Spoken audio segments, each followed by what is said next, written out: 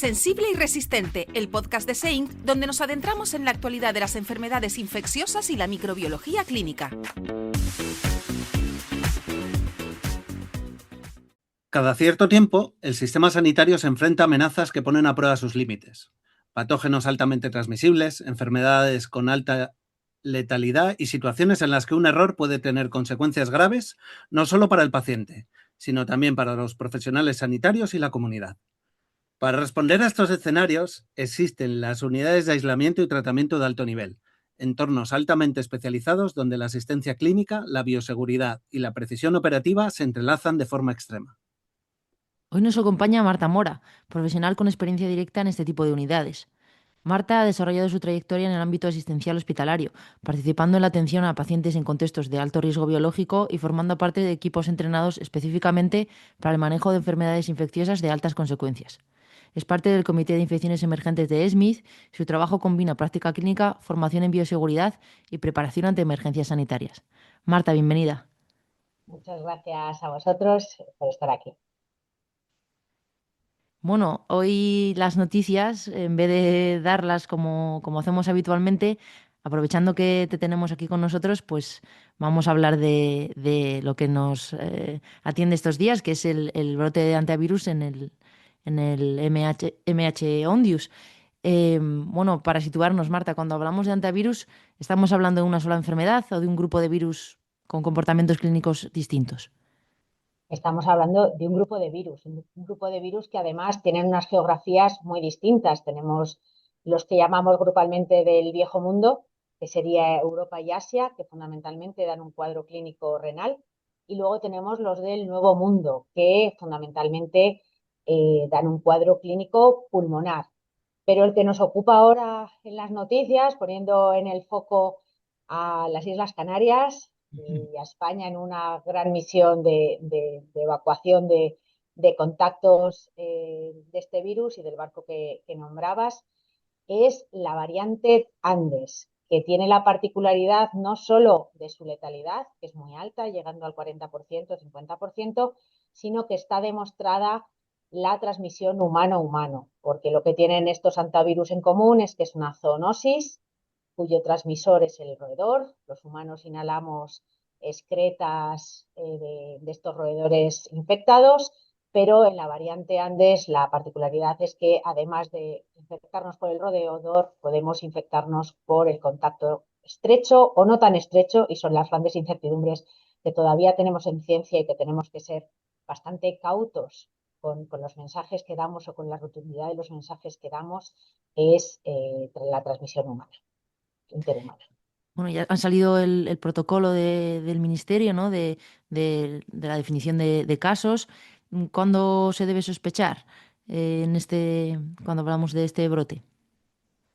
Bueno, creo que es una de las definiciones más fáciles de enfermedad. Si no has estado en una zona endémica o no has estado en ese barco o en un avión con un caso confirmado, no es necesario pensarlo. Creo que es en estos momentos, con lo que nos están bombardeando con las noticias, una enfermedad muy fácil de pensar. Otras de altas consecuencias no lo serán tanto.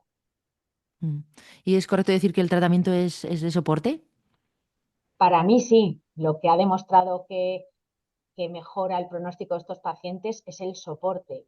Se discute mucho y yo creo que hemos aprendido mucho de tratamientos por vías de uso compasivo con el COVID, por ejemplo. Todos tenemos ganas de poner antivirales cuando sabemos que la enfermedad la produce un virus, pero desgraciadamente pocos antivirales en el contexto de las enfermedades emergentes logran demostrar que mejoren la supervivencia, y en esta enfermedad no es excluyente. No han demostrado, hasta donde yo sé, hay que ser prudente, a lo mejor hay algo que no me he estudiado, pero no hay ningún antiviral que haya demostrado mejora en la supervivencia.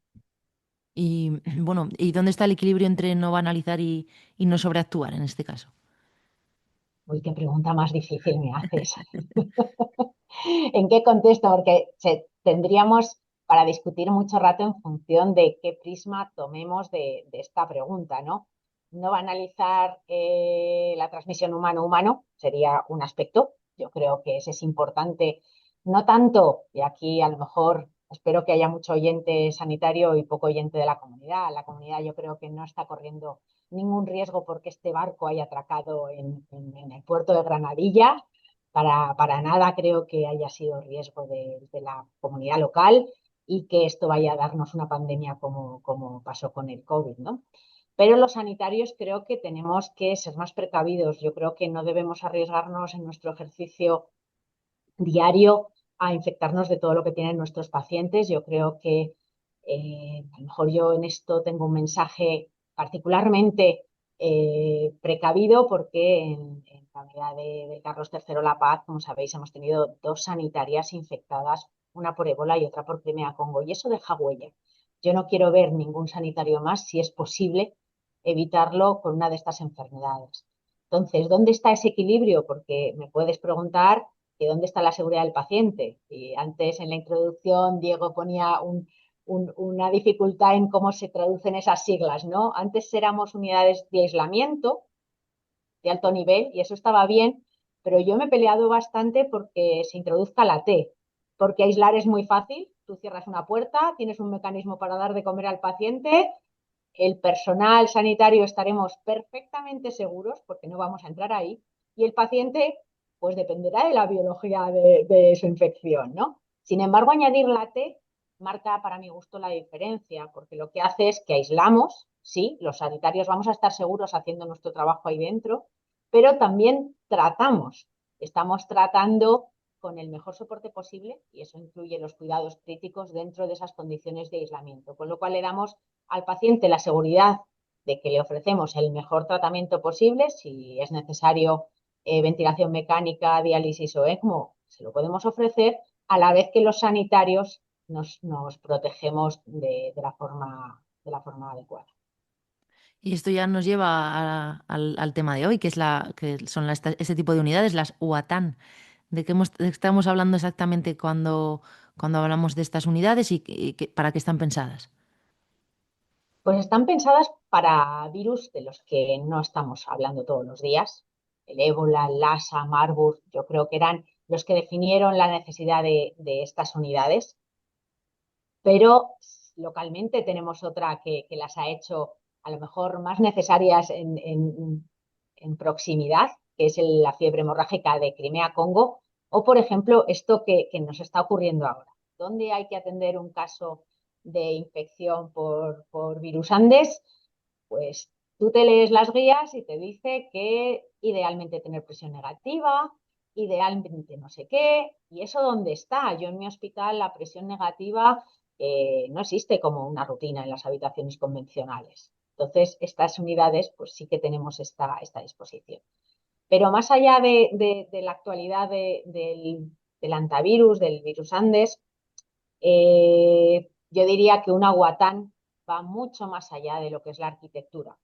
Yo creo que la arquitectura le gusta mucho a un gerente de un hospital, le gusta mucho a un político, porque puede ir a hacerse la foto en unas infraestructuras que pueden ser muy modernas, muy bonitas, muy vistosas, podemos decir vistosas, pero sin embargo la realidad de una UATAN para mí es que es el equipo sanitario que la habita, que la dota y que la llena de una capacidad de tratamiento de un paciente con unas condiciones de bioseguridad suficientes y necesarias sin dejar de hacer nada de lo que nuestro paciente necesita. Y ese mantenimiento del equipo humano es lo que es un reto, porque es mucho entrenamiento, es mucha formación para a lo mejor no usarlo nunca, y eso es lo que el gestor no entiende bien y es lo que hay que defender delante de nuestros gestores.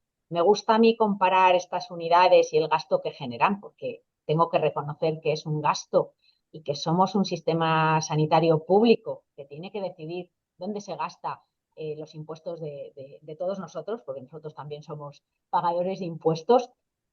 Yo lo defiendo como es el que paga el seguro del coche. Tú quieres tener tu seguro del coche, lo que deseas es no usarlo nunca. Tú no quieres necesitar tener un accidente y tenerlo que usar, ¿no? Pero si lo necesitas, quieres tener el mejor y no quieres tenerte que plantear, ay, si ahora me cubren porque me han dado por la derecha y no por la izquierda y esto no estaba contemplado en la póliza. Entonces, las unidades son una infraestructura con mucha tecnología detrás, que están muy bien, que nos protegen, pero lo más importante y lo que forma una unidad para mí es el equipo humano que hay detrás y que está dentro de sus muros dando la atención al paciente.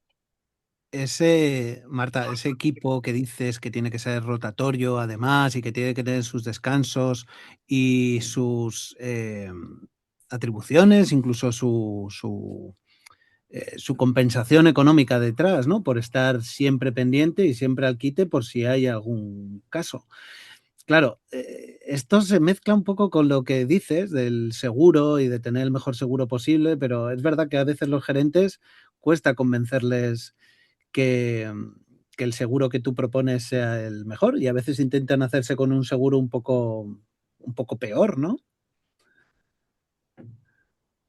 Efectivamente, efectivamente. O sea, van a intentar pues en todo momento acortar ese gasto porque lo ven pues en algún punto innecesario, ¿no? Yo tengo ahí un equipo muy preparado que a lo mejor actúa una vez al año, a lo mejor ninguna, pero si Ya, tienen que actuar, vamos a salir en las noticias. Y eso tampoco les gusta. Y desde luego que no les gusta a ellos, pero mucho menos a mí, que cualquiera de nosotros en el ejercicio de nuestro trabajo nos infectemos de algo que era prevenible. Entonces, ese es el mensaje yo creo que hay que hacerles ver. Y nombrabas una palabra, Diego, que no sé si no nos hemos entendido, no la he entendido yo bien, equipo rotatorio. Yo diría al revés.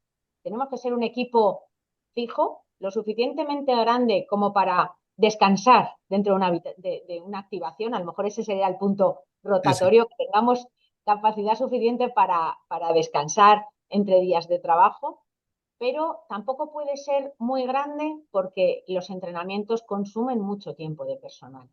Entonces, si tú tienes un equipo, vamos a exagerar los números de 1.000 personas, seguro que el 15 de agosto tienes a alguien que viene a atender al paciente, pero el número de horas que consumes para formar y para mantener entrenado, porque no es formar una vez, sino que es mantener esas capacidades de puesta y retirada de los EPIs, pero ser capaz de hacer tus actividades clínicas habituales dentro de esas condiciones de bioseguridad.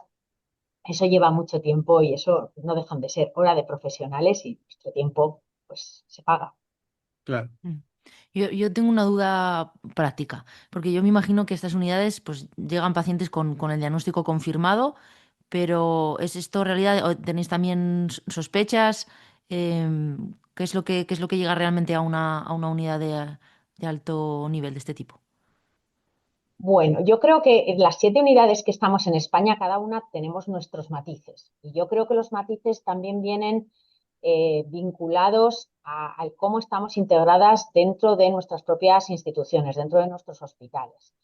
Por poneros un ejemplo, la unidad de La Paz Carlos III es una planta que está completamente vacía en el día a día y que en el caso de que tengamos un caso con Andes virus, pues tenemos que habitarla, nos tenemos que ir todos allí, ponerla en marcha, está preparada, está revisado todo el material, sabemos lo que hay y cómo funciona cada una de las cosas y que hace una semana la presión negativa funcionaba perfectamente porque de forma semanal se confirma que todas las instalaciones están operativas, pero los profesionales sanitarios tenemos que irla a habitar. Y eso lleva tiempo y ese es el tiempo en el que yo puedo decir, oye, yo ahora mismo no estoy lista, me tienes que dar un margen de 2, 3, 4 horas para que yo lo abra. Sin embargo, eh, hay otras unidades que están integradas dentro de una planta de hospitalización convencional y que 2 de sus habitaciones tienen presión negativa y es mucho más de procedimientos internos. Esa planta, por ejemplo, es el modelo que tiene Donosti, el hospital de Donosti, tiene la ventaja de que todo el personal está allí y solo tienen que hacer cosas de procedimiento para decir que están abiertos. Y esto me lleva a la respuesta a tu pregunta, es, ¿podemos atender un caso sospechoso? Podríamos, si por ejemplo la sospecha es ébola y está con muchos vómitos en lo que pues, se llamó, ¿no?, la fase húmeda, que es altamente contagiosa y el sitio donde está no tiene las capacidades de seguridad suficientes para estar esperando 6, 7, 8 horas el resultado de una PCR. Entonces, en ese caso se trasladaría, teniendo la salvedad de que yo tampoco estoy abierta ahora mismo y tendríamos que organizar un traslado que globalmente va a ser complejo. Entonces, en función de dónde estuviera el paciente, el balance de cuánto tiempo se tarda en el transporte y cuánto tiempo va a tardar el resultado de la PCR, pues se va a decidir si se traslada un sospechoso o se traslada un confirmado solo. Y hay un matiz también que me gustaría sacar aquí, que es que las unidades en sí mismas no somos tan autónomas como podemos parecer o como a lo mejor nos gustaría a veces, ¿no?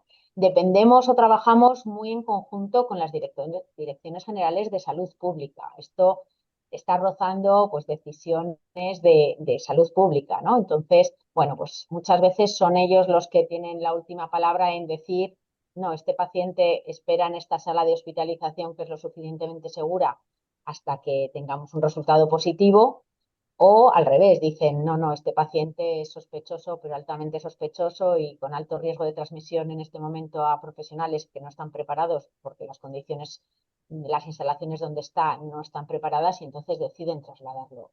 La autoridad de salud pública también juega un rol importante en esa decisión de apertura o no de una unidad de aislamiento de alto nivel y tratamiento. Unidad de aislamiento y tratamiento de alto nivel. Y bueno, antes has nombrado el Crimea-Congo y hay una cosa que me encantaría que nos contase, que es, bueno, que una cosa muy interesante de tu trayectoria, que es que no te quedaste solo con el protocolo escrito y te fuiste a Turquía a aprender con equipos que llevan muchos años viendo casos de este tipo. Efectivamente, veo que ha rebuscado bien en mi trayectoria profesional. Efectivamente, en el 2016 tenemos los primeros dos casos de Crimea-Congo documentados en España, aunque sabéis que después retrospectivamente hubo un caso en el 2013. El primer caso fallece en el Gregorio Marañón en condiciones de fracaso multiorgánico. El segundo caso es el caso de la transmisión nosocomial. Una enfermera que le atiende se infecta en el ejercicio de sus obligaciones profesionales y es trasladada a la unidad de la Paz Carlos III. Lo pasamos pues regular, de estas crisis se aprende mucho, ¿no? Incluido de las capacidades que cada uno de nosotros tenemos dentro y que sacamos en los peores momentos. Y le dimos el alta, pero en ese momento pues tuvimos la grandeza, la gran suerte de contar pues con expertos a nivel mundial que nos dieron soporte y asesoría, y en estas cosas pues descubres que la OMS está para muchas otras cosas que para criticarla en ambientes más políticos, y que en menos de 24 horas te organiza una teleconferencia con expertos en Turquía, expertos en Sudáfrica, expertos en Reino Unido, aunque no tengan endemia, y entras en contacto con gente que de verdad está tratando esto de forma diaria y que, bueno, pues te ayudan y te apoyan en esa toma de decisiones en ese momento agudo. A partir de ahí yo me di cuenta y, bueno, doctora Rivas, que en ese momento era jefe de la unidad y nos dio la oportunidad junto con el propio hospital de que necesitábamos aprender más, estar más preparados, y a través de una beca del propio hospital contacté con Turquía, con un hospital en medio de Anatolia. No penséis que esto es de ciudades grandes y glamurosas, no, ninguno probablemente de los oyentes va a saber dónde está Çorum, en medio de Anatolia, y allí que me fui y descubrí dos cosas. Muchísimo, muchísimo de la enfermedad y de cómo manejarla, y desde luego el significado de la palabra hospitalidad, porque la Qué bien. población turca es especialmente hospitalaria. Y de la Qué bueno. enfermedad, No, de la enfermedad, si me dejas preguntarte una cosa, Marta, del Crimea-Congo, sobre todo porque, eh, claro, hay microorganismos y microorganismos. Yo entiendo que las fiebres hemorrágicas, tal y como las vivimos al principio con el ébola, con el Marburg, es otra cosa distinta, y es lo que se está comentando, que el Crimea-Congo, con un porcentaje de asintomáticos relativamente alto dentro de la población. Entonces, ¿tú cómo vives eso, en este caso con el Crimea-Congo? ¿Cómo lo viviste? pues lo aprendí a vivir muy bien en Turquía, precisamente, porque lo que aprendí es que, como otras zoonosis, esta tiene vector, necesitamos la picadura de la garrapata infectada para infectarnos, y es verdad, y por eso estamos hablándolo y discutiendo de Crimea-Congo en un podcast que también incluye las unidades de aislamiento y tratamiento de alto nivel, porque puede haber esa transmisión persona a persona y además, fundamentalmente, en el entorno nosocomial, con los trabajadores sanitarios. Pero lo que aprendí en Turquía es que la contagiosidad o el riesgo de contagio en el entorno nosocomial es un continuo. No es lo mismo tener fiebre que estar teniendo una hemorragia digestiva alta y estar sacando grandes cantidades de sangre por venopunciones, por vómitos, por orina. Entonces, uno de los aspectos importantes que aprendí de ellos es que la protección del trabajador no tiene que ser la misma. Si solo tienes fiebre y no te voy a hacer nada, solo te voy a preguntar cómo te encuentras y verte, a si voy a sacarte sangre o a si te voy a intubar porque estás en una situación crítica. Y en eso lo que hacían era adaptar el equipo de protección personal a ese momento distinto de la enfermedad. Con lo cual, desvinculaban un poco lo que es el virus de lo que es la enfermedad. La enfermedad tiene distintos momentos de transmisión y el riesgo de transmisión no va a ser el mismo en función ni del estadio de la enfermedad ni de la actividad que tú como sanitario vayas a hacer, a pesar de que el virus que infecta es exactamente el mismo. Y esto un poco está también con esas infecciones asintomáticas, ¿no? Que hay estudios serológicos que dicen que hay infección asintomática o pausintomática o enfermedades que son más formas de enfermedad más leves. ¿Y cómo es la vida de, vamos a pensar que está activada la unidad, ¿no? ¿Qué cosas cambian en la práctica clínica cuando uno está dentro? ¿Qué procedimientos se vuelven más complejos? Todos, todos son complejos y tu vida se desbarata totalmente. La pones en pausa, te olvidas de las guardias que tenías, vas a tener otras, toda tu planificación se va. Y todo tu trabajo cambia radicalmente. Radicalmente, primero porque algo que no nos damos cuenta que tenemos hasta que no lo perdemos es la comunicación fluida con el paciente. Tú hablas con un paciente, te sientas en el borde de la cama sin ningún tipo de problema y te ven la cara, le ves sonreír, te ven sonreír, tienes un lenguaje corporal y facial muchísimo más alto del que tú vas a tener cuando de repente tu cara esté cubierta por un equipo de protección personal, donde vas a evitar en lo posible, va a ser en lo posible porque vamos a tocar mucho, pero en tocar al paciente de forma innecesaria, porque bueno, pues pretendes estar el mínimo contacto posible con el paciente y sus fluidos. Entonces, eso ya pone una barrera más humana que técnica, pero es una barrera humana que cuando atiendes varios pacientes con este tipo de enfermedades, en estas condiciones de aislamiento, te das cuenta que les afecta. Si después les preguntas, oye, ¿esto cómo lo has vivido? Te dicen que de forma muy traumática. Dicen, no os veía la cara, no sabía quiénes erais debajo de las máscaras, no os veía si estabais preocupados o no, porque nosotros mostramos mucho con nuestras caras y ese aspecto no lo tienen. Y luego la parte más técnica, dejando un poquito de lado la humana, es también un reto. El primero es que estamos acostumbrados a llevar fonendoscopio y de repente el fonendoscopio no entra dentro del equipo de protección personal. Y dices, anda, ¿y yo qué hago ahora? ¿No? Si no puedo auscultar, ¿qué hago? Bueno, pues descubres que la inspección es muy importante y que te da muchos datos, que la ecografía a pie de cama es una gran herramienta para una de estas unidades de aislamiento, porque la puedes hacer de forma dinámica, puedes hacerle una hora y dentro de otra dentro de 3 horas y otra al día siguiente, y eso es muy útil para evaluar al paciente. Y lo que también descubres es que tienes que planificar mucho más. Estamos acostumbrados a que si se me olvida algo, pues voy del despacho a la habitación del paciente y vuelvo y solo he perdido unos segundos caminando por el pasillo. Aquí no. Yo tengo que ponerme un traje que lleva un tiempo, entrar dentro, hacer lo que tenga que hacer, salir, quitarme el traje que lleva bastante tiempo y salir a la zona limpia otra vez. Imaginaos eso si es que se me ha olvidado meter el vial de ceftriaxona, porque el paciente pueda tener otra cosa. Imaginaos una vuelta a entrar. Entonces, hay mucha planificación de todo el equipo, de todas las actividades que vamos a intentar hacer durante todo el día, que van a cambiar y que se van a adaptar sobre la marcha, pero es una actividad clínica muchísimo más programada, muchísimo más planificada y también, y esto me gustaría destacarlo, mucho más multidisciplinar.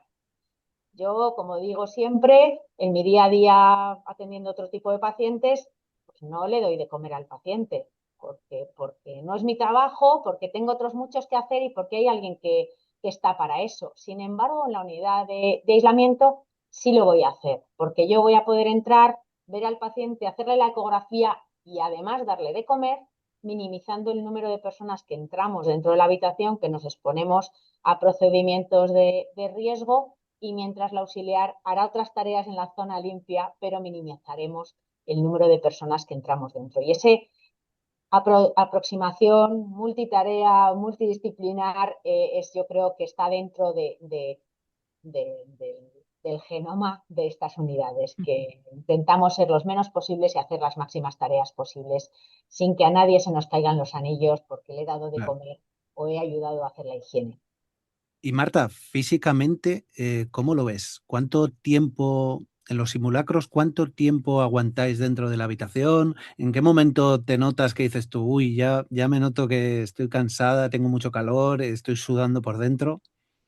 A ver, tenemos dos tipos de equipos de protección personal, los que no son ventilados y los ventilados. Con los equipos no ventilados, en nuestra unidad tenemos un poco establecido qué tipo de actividades vamos a hacer y qué tiempo máximo vamos a estar, ¿no? Y si preveemos que la actividad clínica que vamos a hacer va a ser prolongada, por ejemplo, vamos a entrar a sacarle sangre, a hacerle el aseo por la mañana, a hacerle la evaluación clínica y administrarle 3 fármacos, eso sabemos que vamos a estar hora y media, porque lleva mucho tiempo hacer todo esto con estos equipos.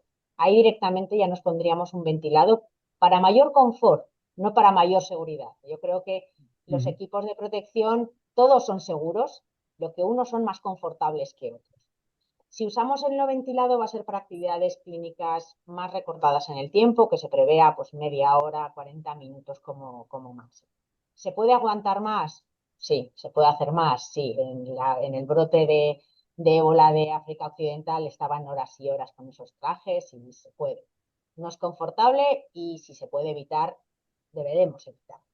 Con los trajes ventilados se aguanta mucho más, las baterías duran más de 6 horas. Pero, por ejemplo, nosotros tenemos establecido pues, que es razonable un máximo de 4 horas. Y te das cuenta que cuando haces cuidados críticos, como hicimos en la unidad de La Paz Carlos III en el 2024, con el caso de Crimea-Congo, que desafortunadamente falleció, esas 4 horas se quedan cortas, porque en un paciente con cuidados críticos haces muchas cosas, son necesarios muchos cuidados y desde luego lo que tienes es que tener siempre presencia de profesionales sanitarios dentro de la unidad de aislamiento, dentro de la habitación del paciente, porque la entrada no es rápida, no es inmediata. Entonces, en un paciente en ventilación mecánica, alguien de nosotros, sea médico, sea enfermera, tiene que estar dentro de la habitación siempre de forma permanente para la seguridad del paciente. ¿Y cuáles son el momento como más crítico, el de mayor riesgo para los profesionales? ¿La retirada del EPI? Sin duda, y es uno de los procedimientos que tenemos que tener muy entrenados, porque retirarse el EPI supone que la superficie puede estar contaminada por el virus, pero el virus desafortunadamente no brilla ni es de color rojo, no lo ves, entonces tienes que hacer un procedimiento exquisito, yo lo defino como bailarina, todos son movimientos muy suaves, muy delicados, para quitarte ese traje sin tocar nunca la superficie por fuera.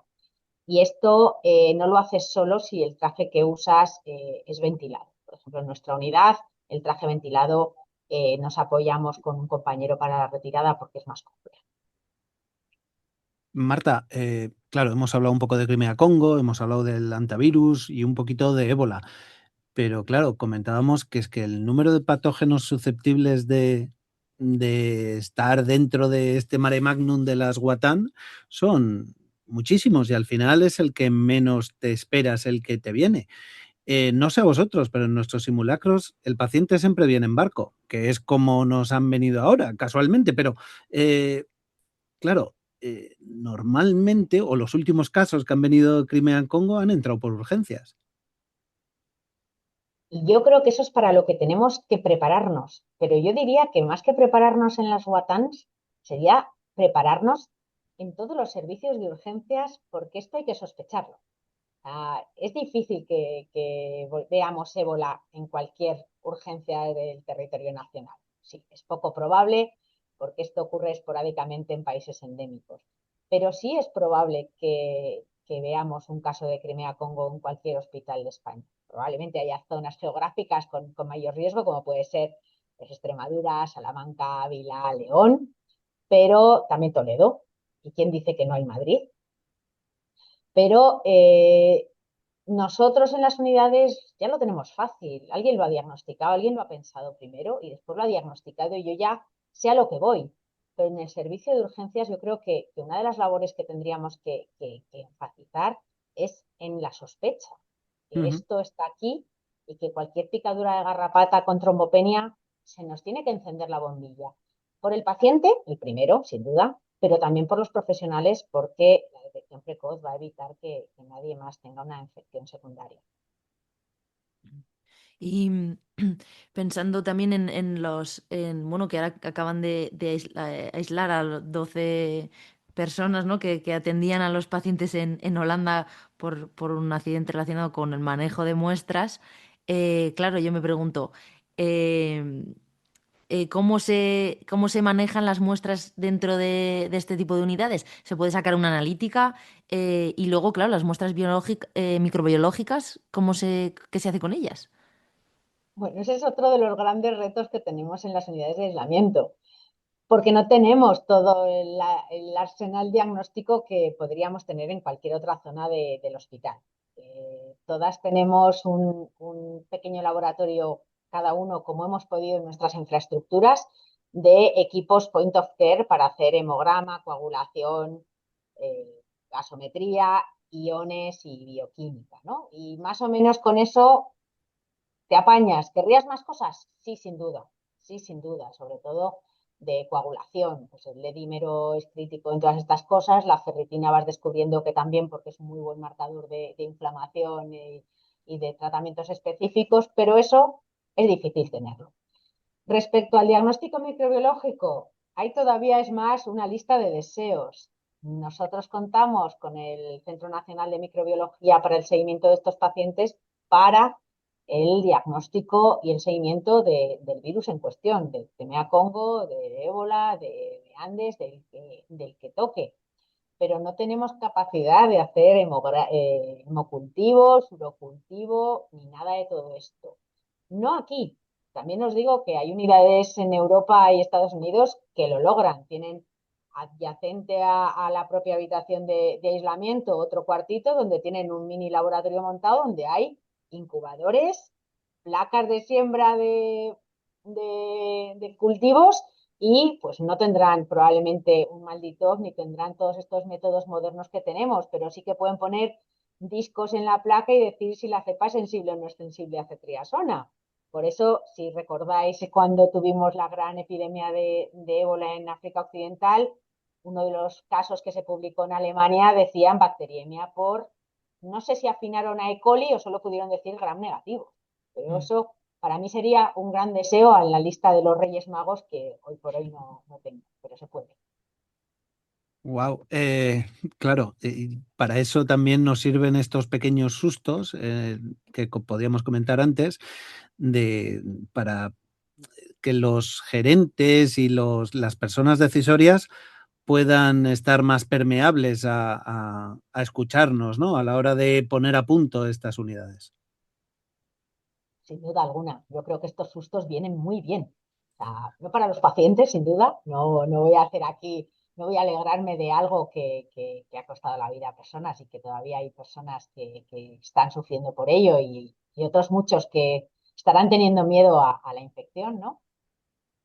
Creo que es bueno decir que esto lo estamos haciendo el 13 de mayo del 2026, por si alguno no lo sabe, en medio Eh, de un brote de antivirus relacionado con un crucero.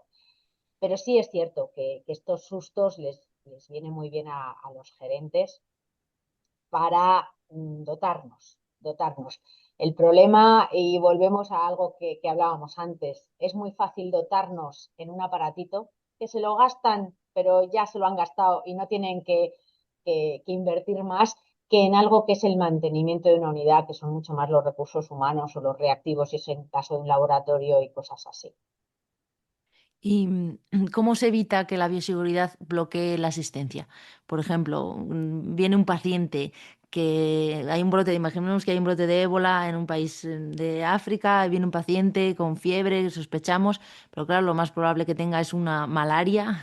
Entonces, ¿cómo se consigue proteger al equipo, ¿no? Sin que se retrase lo importante para el paciente?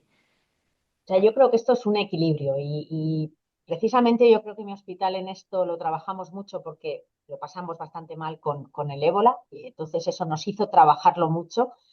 Y en nuestro trabajarlo mucho fue preparar un cuartito de aislamiento en urgencias y decidir que, como bien dices, alguien que viene de República Democrática de Congo hoy, aunque haya un brote de ébola, lo más probable es que sea malaria, darle el antimalárico, aunque no tenga un diagnóstico definitivo. Mientras yo me pienso si puede ser ébola o no, porque es verdad que la seguridad del paciente está por encima de todos nosotros, no dejamos de ser sanitarios y lo que queremos es curar a la gente, no por miedo a nosotros infectarnos de algo que alguien pueda tener peor pronóstico. Entonces, por ejemplo, es desarrollar protocolos locales que digas, ¿qué puede traer un paciente que viene hoy con fiebre de República Democrática de Congo? ¿Qué le tendría que suministrar? ¿Una dosis de ceftriaxona y antipalúdicos? Se lo pongo, aunque luego sea ébola. ¿Le he hecho daño? Probablemente no. Lo que sí habría hecho mucho daño es que por pensar en algo muy infrecuente como el ébola, no le dé el antimalárico que le va a salvar la vida. Entonces, ese equilibrio, eso es trabajarlo en casa y tener preparados esos procedimientos, esos protocolos conjuntamente con nuestros, con nuestros compañeros de urgencias. Marta, has comentado a nivel nacional que hay 7 unidades. Lo que igual no sabes decir desde la posición del grupo europeo, ¿cómo está la situación en Europa? Es muy variable. La situación en Europa es muy variable porque venimos de unas historias bastante distintas y bastante interesantes de conocer. Si nos vamos a las de Alemania, vienen todas del mundo de la Guerra Fría, del muro de Berlín y del miedo a la viruela. Entonces son búnkeres, aunque por fuera parezcan pues, habitaciones convencionales, todas tienen una legislación y un manejo de los desechos que aquí nos parece una exageración. Todos autoclavan todos los residuos que sacan de esas unidades, Wow.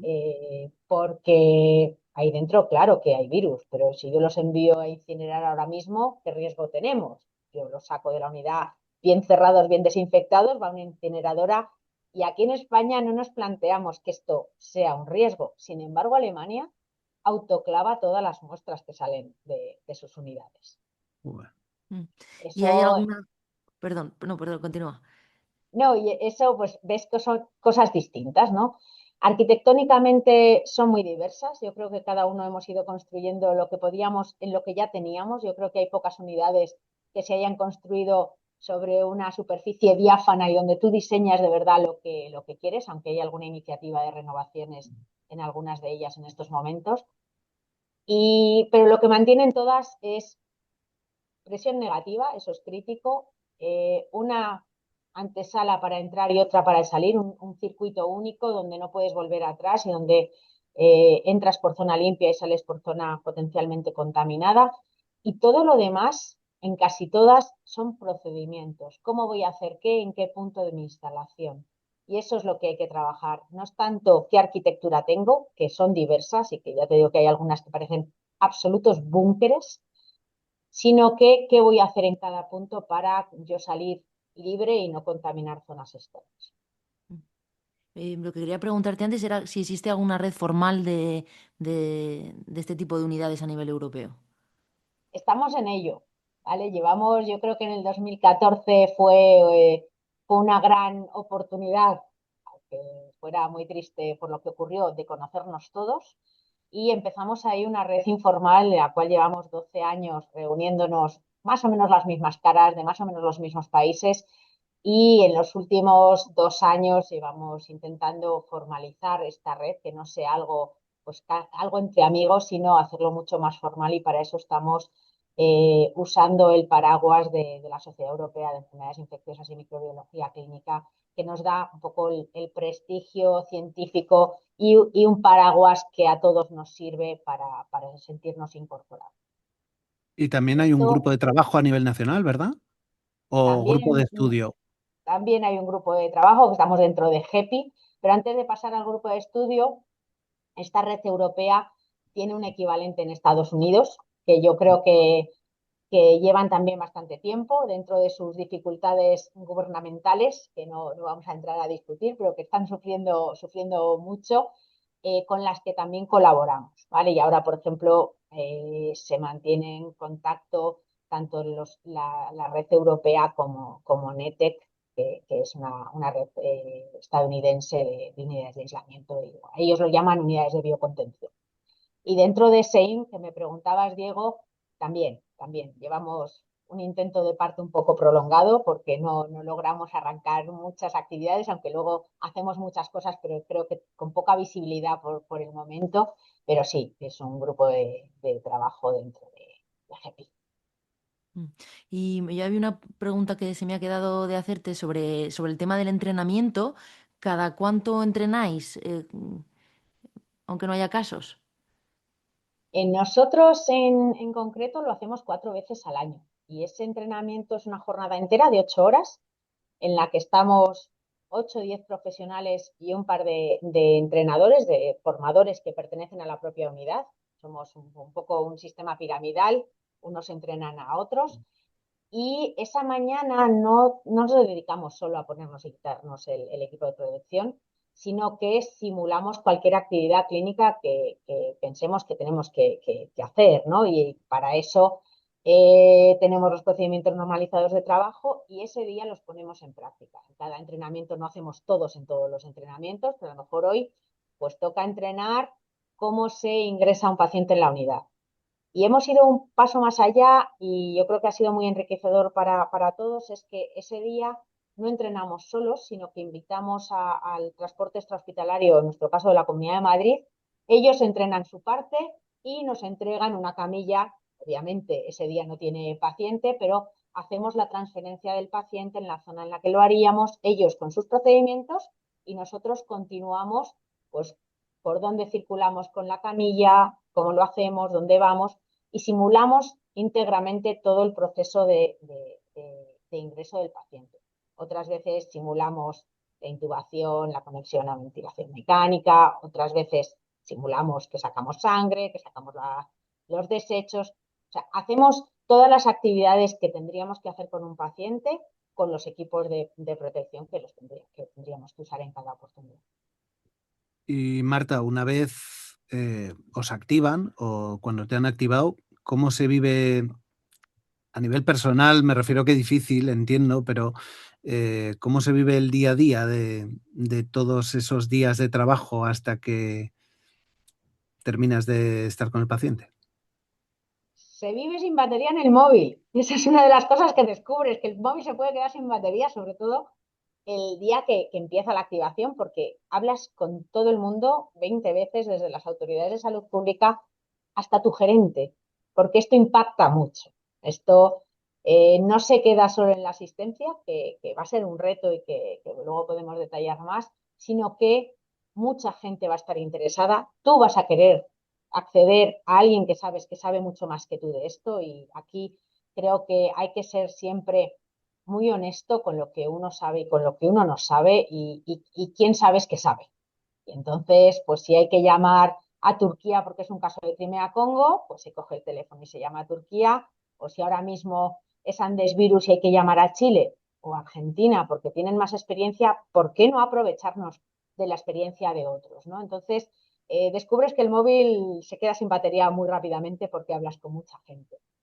Y luego ves que tu vida se transforma un poco y tu vida y la de toda la unidad es en un caos organizado. O sea, todo funciona muy bien, todo va muy bien, pero si tú entraras en la unidad cuando estamos activados, que no te dejaríamos, también te lo digo, es mucho movimiento de gente, mucho trasiego, mucha actividad, mucha preparación y un desconectarte un poco de tu vida previa. Ese día dejas de ver infección nosocomial, ese día dejas de ver tu consulta y solo te centras en ese paciente que la primera vez que lo haces dices, bueno, un paciente, voy a tener horas y horas y horas para estudiar hoy de ébola. Mentira, son las 3 de la mañana y no te has sentado todavía, porque consume mucho tiempo muchas cosas que tienes que atender. Entonces, pones un poco tu vida en paréntesis, te dedicas en cuerpo y alma a un único paciente, que supone un reto, pero que yo creo que dentro de la unidad en ningún momento uno siente miedo del contagio. Y yo creo que eso es algo que hemos ganado con la profesionalización del equipo. Ahora mismo, para mí esto, pues sí, es una dificultad, porque necesito una protección extra que es incómoda y que dificulta mi tarea, pero para nada me siento insegura en que yo me vaya a contagiar. Y eso te da una tranquilidad de espíritu que no es mía sola, que yo creo que todo el personal de la unidad está muy tranquilo en el aspecto de, Dios mío, me puedo infectar. No, eso con los entrenamientos te das cuenta de que esto es práctica y que sabes hacer los procedimientos de forma segura y que eso no es un riesgo. Lo que supone un reto es la enfermedad, es nueva, no te la sabes, la tienes que estudiar, tienes que preguntar. Todas esas cosas son un reto, pero la parte de la seguridad personal, para nada. De hecho, todos tenemos familia y volvemos a nuestras casas a dormir. Y después de trabajar en estas unidades, ¿ha cambiado tu manera de ver la medicina convencional? No te sabría decir, creo que ha cambiado mucho más de ver la medicina tradicional el COVID. Yo no usaba mascarilla de forma rutinaria para ver a los pacientes, porque yo no me consideraba a mí misma como un riesgo para ellos.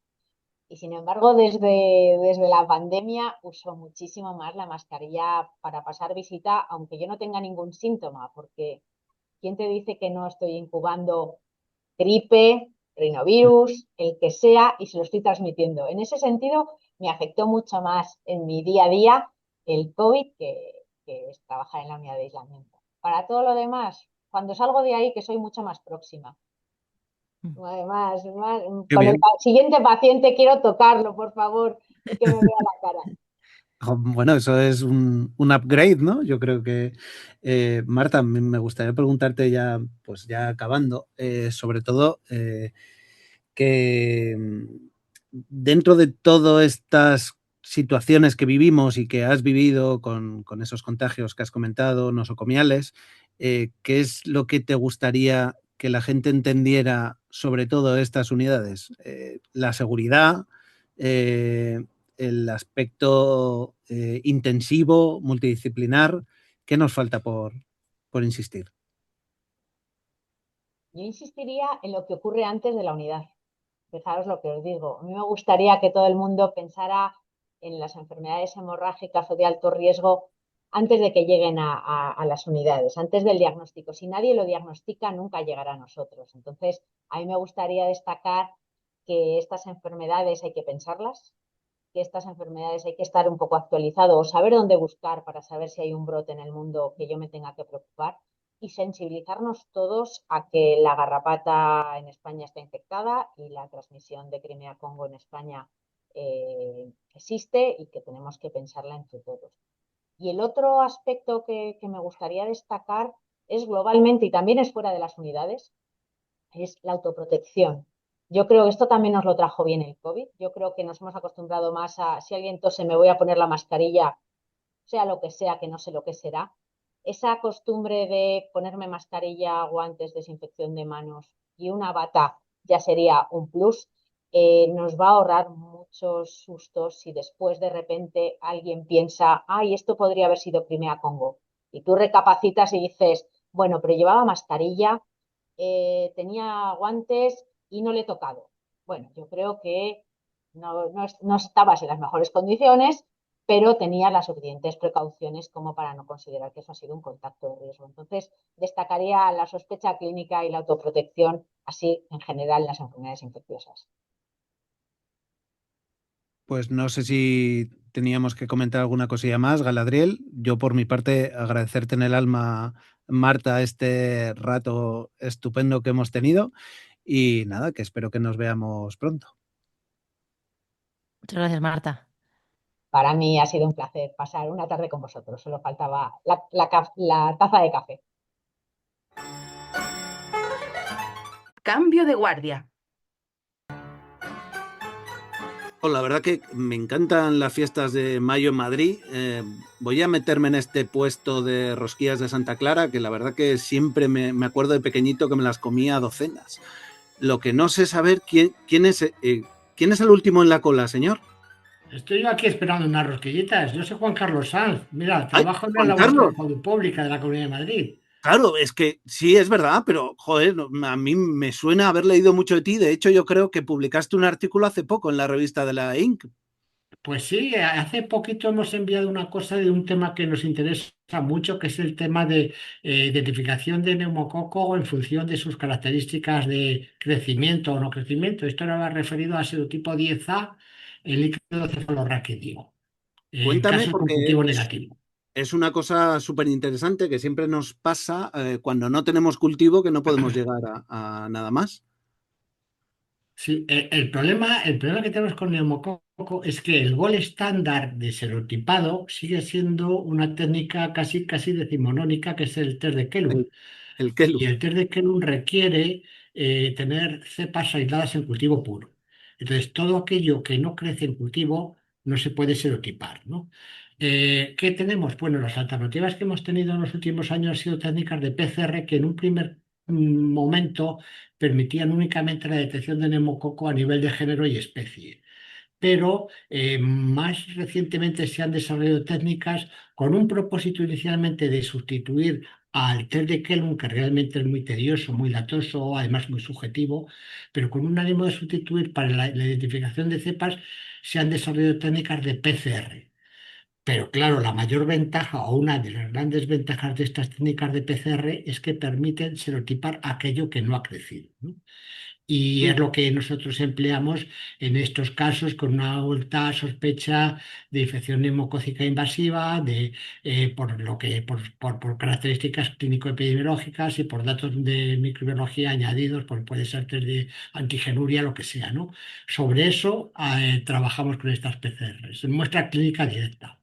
Sí, son técnicas súper interesantes a nivel epidemiológico para poder hacer para poder ampliar un poquito lo que es el número de muestras y esas muestras de meningitis decapitadas, por ejemplo, Claro. que nos quedamos sin saber qué hay. Claro. En este caso, lo que hicimos fue estudiar básicamente todos los casos de meningitis que teníamos en un periodo determinado, que eran ciento y pico casos, y los clasificamos en función del método de detección de serotipos, bien por la forma estándar, por cultivo seguido de Kellum, o bien por una PCR inicial de detección de neumococo y de serotipado de esos casos positivos, ¿no?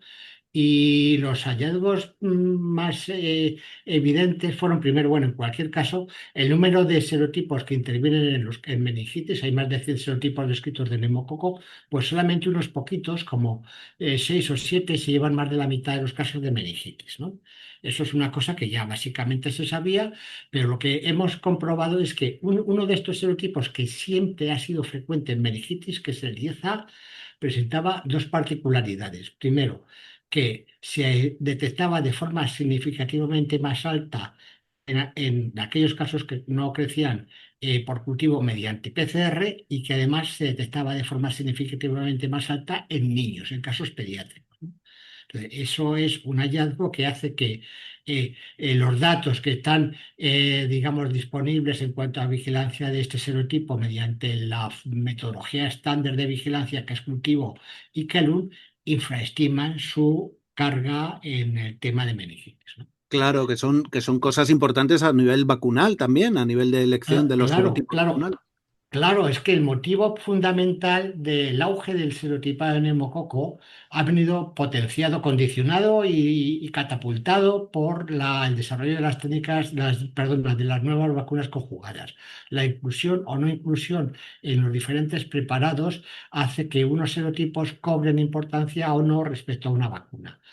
Esto que hemos encontrado ahora con líquido pleural perdón, líquido cefalorraquídeo serotipo 10A, hace un par de años lo detectamos en otro caso diferente que era el serotipo 3 en líquido pleural. Y pasaba lo mismo. El serotipo 3 es muy frecuente en casos de empiema. Está Ujú. descrito como asociado a neumonía necrotizante pediátrica con derrame pleural, pero eso está generalmente en base a datos de cultivo. Si además de eso estudiamos aquellas muestras de líquido pleural en las que no ha crecido ningún neumococo y hacemos PCR, la carga del serotipo 3 se incrementa también. Bueno, todo este tipo de cosas, al final, a lo que vienen a decir es que los neumococos se comportan cada uno como un ente con unas características muy peculiares que condicionan el tropismo, los niveles de resistencia, la población diana a la que afectan y todas esas variables hacen que tengan mayor o menor repercusión en todo lo que supone la vigilancia epidemiológica. Unas veces van hacia una vacuna y otras veces van hacia otra. Esto es como una ruleta rusa, digamos. Es un equilibrio dinámico estupendo y súper interesante todo lo que Sí. es el neumococo, estos serotipos y encima ese tropismo y además, bueno, pues todo lo que es que los vas quemando con antibióticos, que van incrementando esas CMIs a los betalactámicos y cómo se van sustituyendo unos por otros con las vacunas. Es un mundo súper interesante, Juan Carlos. Claro, el tema en vacunas, realmente en vacunas lo importante es el antígeno, es decir, el serotipo. Pero claro, el serotipo tiene por detrás la carga genética que condiciona el serotipo. Entonces, todo esto tiene, digamos, como trasfondo el secuenciotipo, linaje, el complejo clonal que determina que un serotipo sea hacia un lado o hacia otro. Entonces, la vigilancia tiene que ir en paralelo, lo que es el antígeno del serotipo, el fenotipo, con digamos, la carga genética que condiciona que se trate de un serotipo u otro. Porque además en el neumococo es relativamente frecuente el fenómeno de intercambio capsular. En la nasofaringe, que es un nicho, bueno, pues que hay mucho, digamos, convivencia de diferentes serotipos, es posible el intercambio de genes que codifican la cápsula, de tal forma que un neumococo que antes era de un serotipo determinado, adquiere el gen que codifica la cápsula de otro y a partir de ese momento la expresa. ¿Qué significa? Que antes pudiera o no estar cubierto por una vacuna y ahora cambia la circunstancia, ¿no? Entonces, eso, pues bueno, es una cosa que realmente a mí me apasiona, es muy bonito, pero lo que pasa que es que no nos deja respirar porque continuamente están surgiendo cambios de este tipo, ¿sabes? Jo, pues Juan Carlos, de verdad que muchísimas gracias por pasarte por aquí y mira a ver Las cuáles me rosquillas. recomiendas. ¿Qué rosquillas me recomiendas aquí? A mí me gustan las de Santa Clara, ¿sabes? Pero las tontas que no tienen nada, no están dulces, pero también sientan muy bien. Vale, oye, pues nada, muchísimas gracias y nos vemos pronto. Pues un saludo, venga, hasta la próxima.